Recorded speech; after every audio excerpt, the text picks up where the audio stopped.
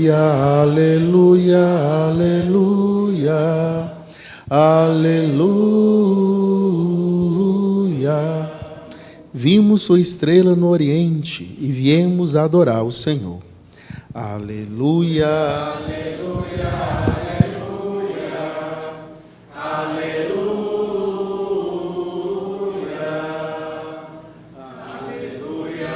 aleluia, aleluia, aleluia. O Senhor esteja convosco. Proclamação do Evangelho de Jesus Cristo segundo Mateus.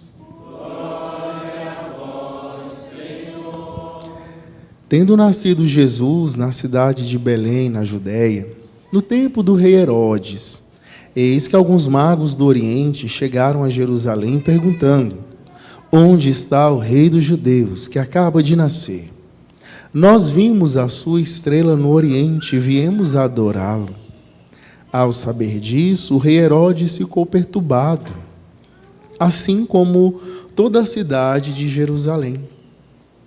Reunindo todos os sumos sacerdotes e os mestres da lei, perguntava-lhes onde o Messias deveria nascer. Eles responderam: em Belém, na Judéia, pois assim foi escrito pelo profeta: e tu, Belém, terra de Judá, de modo algum és a menor entre as principais cidades de Judá. Porque de ti sairá um chefe que vai ser o pastor de Israel, meu povo. Então Herodes chamou em segredo os magos e procurou saber deles cuidadosamente quando a estrela tinha aparecido. Depois os enviou a Belém, dizendo: ide, procurai obter informações exatas sobre o menino, e quando o encontrardes, avisai-me, para que também eu vá adorá-lo. Depois que ouviram o rei, eles partiram, e a estrela que tinham visto no Oriente ia adiante deles, até parar sobre o lugar onde estava o menino. Ao verem de novo a estrela, os magos sentiram uma alegria muito grande. Quando entraram na casa, viram o menino com Maria, sua mãe. Ajoelharam-se diante dele e o adoraram. Depois abriram seus cofres e lhe ofereceram presentes: ouro, incenso e mirra. Avisados em sonho para não voltarem a Herodes, retornaram para a sua terra, seguindo outro caminho. Palavra da salvação. Glória a vós, Senhor. Louvado seja o nosso Senhor Jesus Cristo.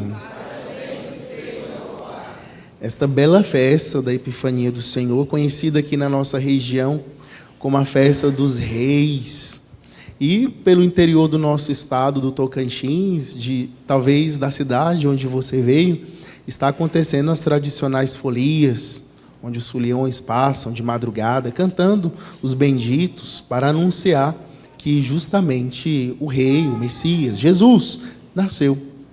É uma prolongação, um prolongamento da festa do Natal. E, na verdade, a festa de hoje, a Epifania, ou a festa dos reis, encerra o tempo do Natal. Na segunda-feira, celebraremos a festa do batismo de Jesus e iniciamos o tempo comum, que vai se estender até o dia 14 de fevereiro, quando começará o tempo da Quaresma. Esse ano um pouco mais cedo. Mas, irmãos, o que essa festa para nós tem a dizer ao nosso coração? Primeiro, a liturgia de hoje nos mostra luz. É uma festa de luz. No início da missa, o padre, em nome da comunidade, pediu que Deus iluminasse as trevas do nosso coração, para que nós pudéssemos enxergar com os olhos da fé aquilo que com os olhos carnais nós não vemos. Tanta graça acontece na nossa vida, nós temos tantas bênçãos. Jesus, que nasceu no Natal, nos salvou, nos deu tanta graça, que nós vamos nos acostumando com as bênçãos de Deus. E o nosso coração vai deixando de ser grato pelos pequenos milagres do dia a dia. A festa de hoje é justamente para nos mostrar isso. Olha, no cotidiano de uma família, olhando para um menino recém-nascido, para uma mãe puérpera, para um pai que vai trabalhar e traz o alimento para casa, ali, nesse cotidiano, tantas graças acontecem. E nós precisamos estar atentos para ver essas graças. Por isso, a liturgia pediu para iluminar os nossos corações. No início do ano, é bom a gente começar assim. Que nesse ano eu possa ter essa bênção, essa graça de sempre olhar o meu dia a dia com os olhos da fé. Com olhos de gratidão, com olhos de bênçãos. Somente quem procura com os olhos da fé a graça e a bênção vai encontrar Jesus.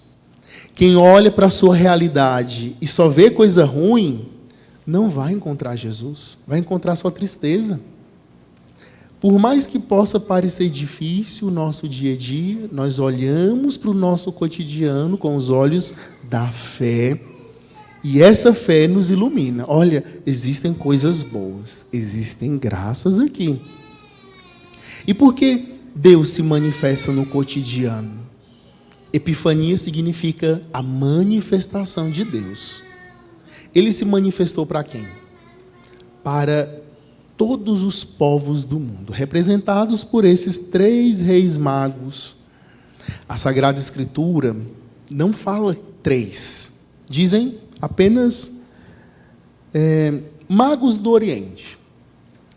Mas logo a tradição da igreja, por causa dos 3 presentes, de maneira simbólica, apresentou 3 personagens, 3 pessoas, representando cada um dos povos da terra, uma raça da terra, de maneira que os padres da igreja, sobretudo Santo Agostinho, vão nos ensinar que, olhando para esses 3 magos, nós podemos nos enxergar neles.